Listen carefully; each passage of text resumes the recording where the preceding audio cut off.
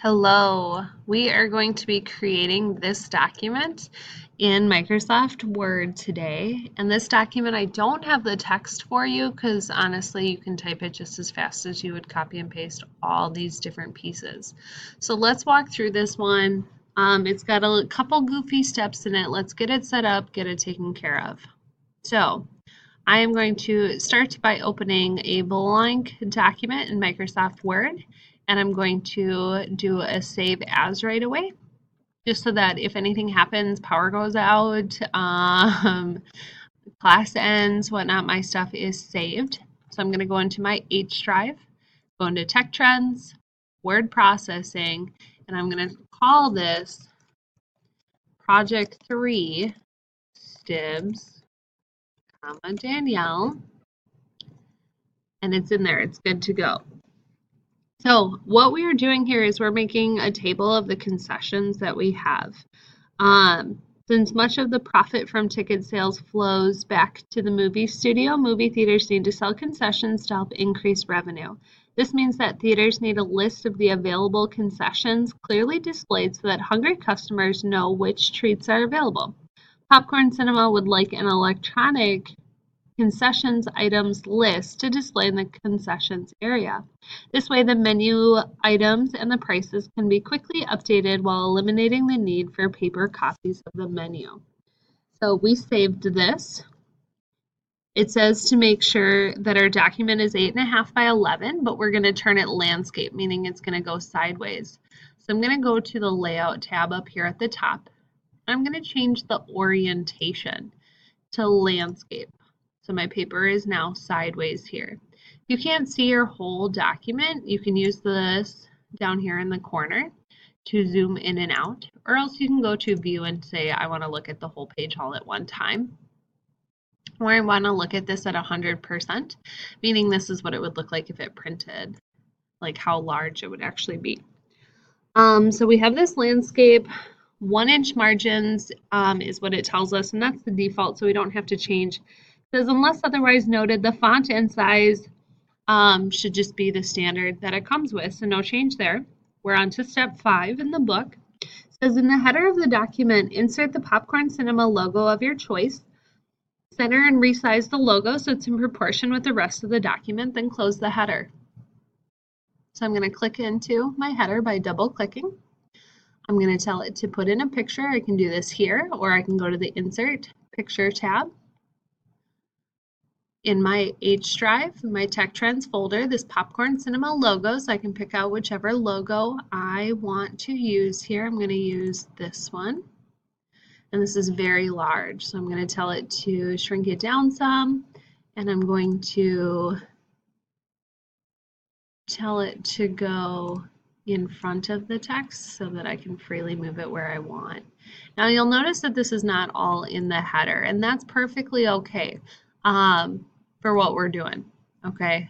It does not tell us that we have to stay in that size, but if it bugs you, you can definitely tell it to stay in there.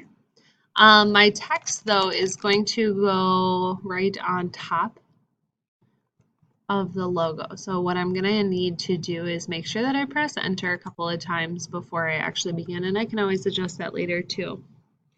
All right, so on line 1 of the document, key the following heading in 24-point bold center aligned all caps.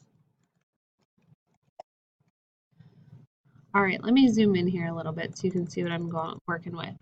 All right, so a couple of things. Number 1, I forgot to type it in all caps. That's an easy fix in Microsoft. I'm going to go right up here to my font group and tell it to change the case to all uppercase. It tells me to make it bold, it tells me to make it centered, and it tells me to make it size 24. And I can go in here and do this. I can type in 24, or I can use these keys, and it'll keep going up and going up and going up until we get to 24. All right.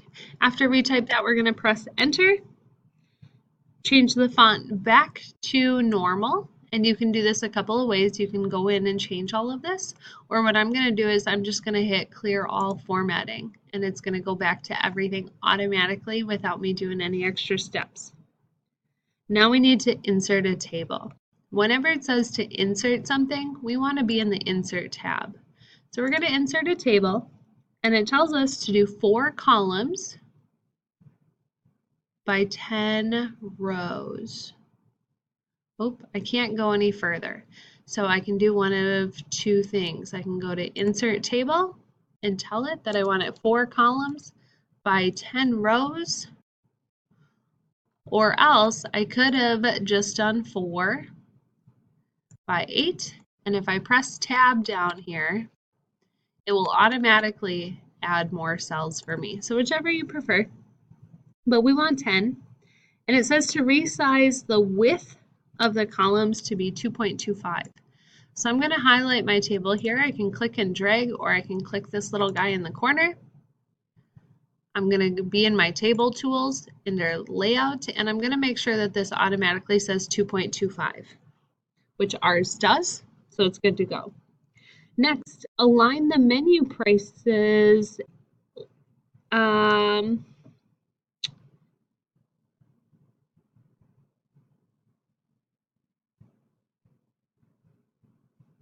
Oh, okay. Sorry, I just needed to read for a moment. We're going to set some tab stops. Now this is going to be new. It's okay.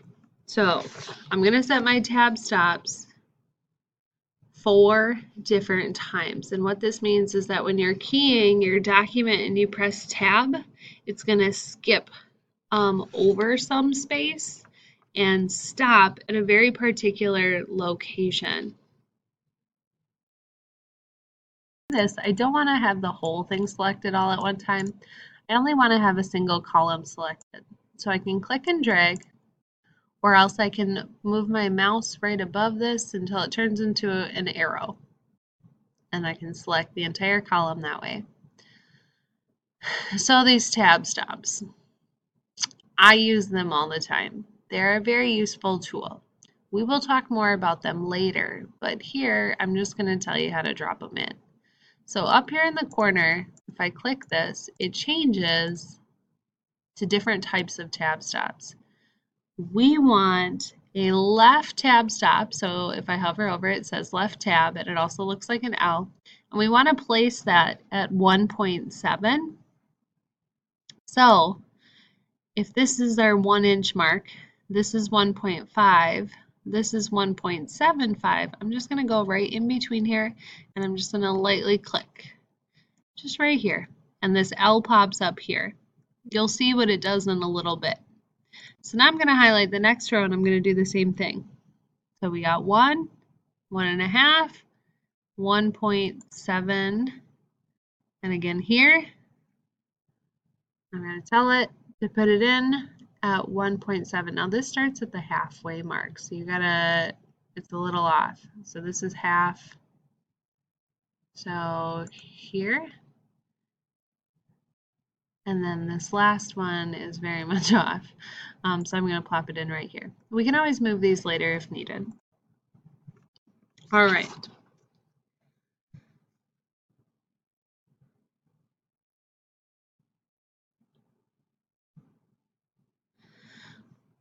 Now we're on to step 11. It says key the menu items in their respective cells as shown.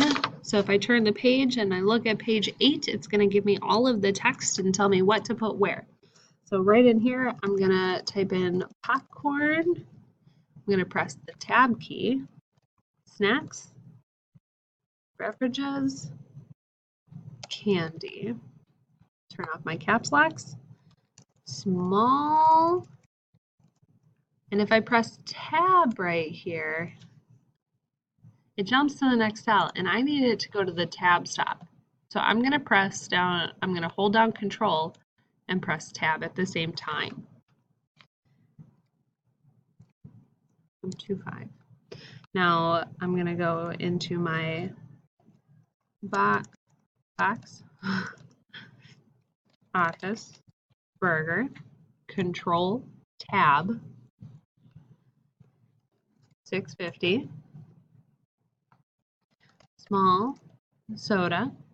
And you could go down and do a column instead of doing a row.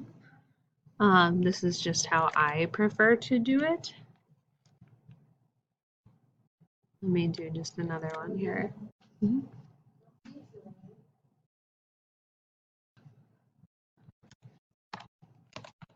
All right, we got our candy bar, Control Tab at 275.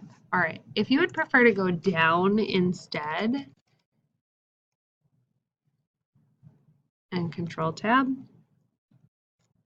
725. You can use the arrow keys or you can click and do it this way instead. I just find it easier just to press tab and go right across the screen, but that's a personal preference. 625. All right, you're gonna keep going. You're gonna get this all filled out. I'm gonna move on to the next steps for you. By all means, pause the tape so you can get caught up and then come back to it when you're ready.